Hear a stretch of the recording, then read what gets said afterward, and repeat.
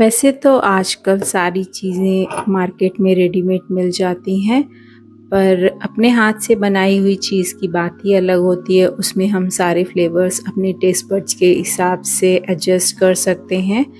तो आज मैंने बनाई है ये व्रत के लिए नमकीन। वैसे तो मार्केट में बहुत सारी व्रत की नमकीन अवेलेबल हैं, बट इसका टेस्ट ही बिल्कुल अलग होने वाला है। तो इसको बनाने के लिए मैंने लिए हैं ये 5 कच्चे केले, और केले की क्वांटिटी आप अपने हिसाब से, अगर आपको ज़्यादा नमकीन बनानी है तो ज़्यादा केले ले लीजिए। और फिर उसके बाद हमें अच्छे से इनको छील कर वॉश कर लेना है, और वॉश करने के बाद हम इसे एक साफ़ कपड़े से पोंछ लेंगे।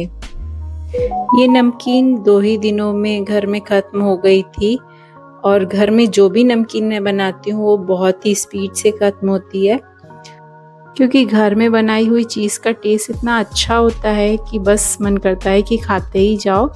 तो केले हमने छील लिए हैं और धुल के एक साफ़ कपड़े से मैंने इसको अच्छे से पोंछ लिया है। अब मैं इसके ऊपर लगा रही हूँ नींबू का रस, जिससे कि ये काले नहीं पड़े, क्योंकि केले, आलू, ये सब चीज़ें एयर के कांटेक्ट में आते ही इनके ऊपर काली काली सी लेयर आने लगती है। यहाँ पे मैंने ऑयल लिया है। पहले मैंने ये गहरी तली की कढ़ाई ली थी और इसको बहुत अच्छे से गरम कर लिया। इसके लिए हमें बिल्कुल हॉट ऑयल चाहिए और फ्लेम हमको बिल्कुल फुल रखनी है। तो अब ये ग्रेटर लिया है मैंने मोटा वाला, इससे घिस लेंगे हम केले को डायरेक्ट ऑयल में, और फिर उसके बाद उसको क्रिस्पी होने तक फ्राई कर लेंगे। जब हम इन लच्छों को ऑयल में डालेंगे तो ये आपस में चिपके हुए होंगे, तो घबराने की बात नहीं है।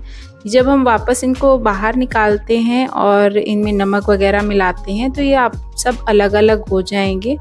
मैंने इसी चक्कर में पैन भी अपना चेंज कर लिया। मुझे लगा शायद फैले हुए में बनाऊंगी तो ये अलग अलग बनेंगे, बट ऐसा नहीं है। वो फ्राई होने पर आपस में चिपक जाते हैं, और जब उनको हम फ्राई कर लेते हैं तो फिर अलग अलग हो जाते हैं।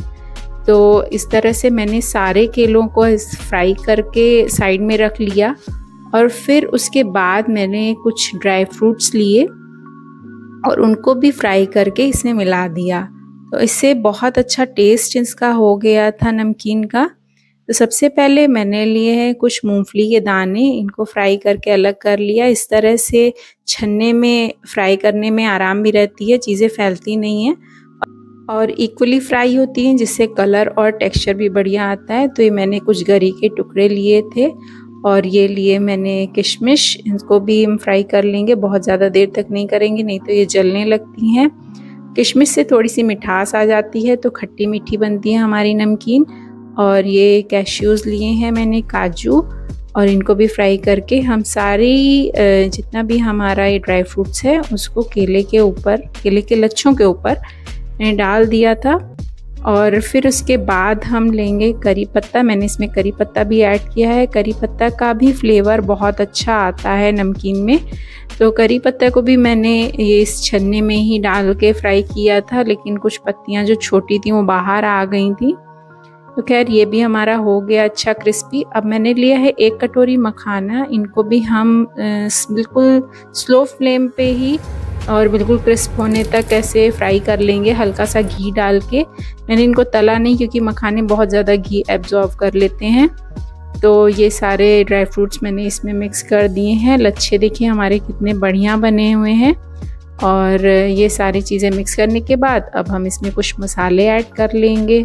तो सबसे पहले मैंने इसमें मिलाया है आमचूर पाउडर, और आमचूर पाउडर मिलाने के बाद तीखेपन के लिए काली मिर्च पाउडर और सेंधा नमक का मैंने यूज़ किया है, क्योंकि हम व्रत की नमकीन बना रहे हैं इसलिए नॉर्मल नमक नहीं डालेंगे इसमें। तो नमक वगैरह ऐड करने के बाद को हम एक कंटेनर में स्टोर करके रख लेंगे। लेकिन कंटेनर में रखने से पहले इस बात का ध्यान रखिएगा कि ये ठंडी हो जाए अच्छे से, और नमक और मसाले भी तभी ऐड करिएगा जब ये हल्की ठंडी हो जाए, एकदम गर्म में नहीं करिएगा, नहीं तो नमकीन हमारी नम हो जाएगी। तो अगर वीडियो पसंद आई हो तो लाइक, शेयर और सब्सक्राइब करिएगा। Thank you.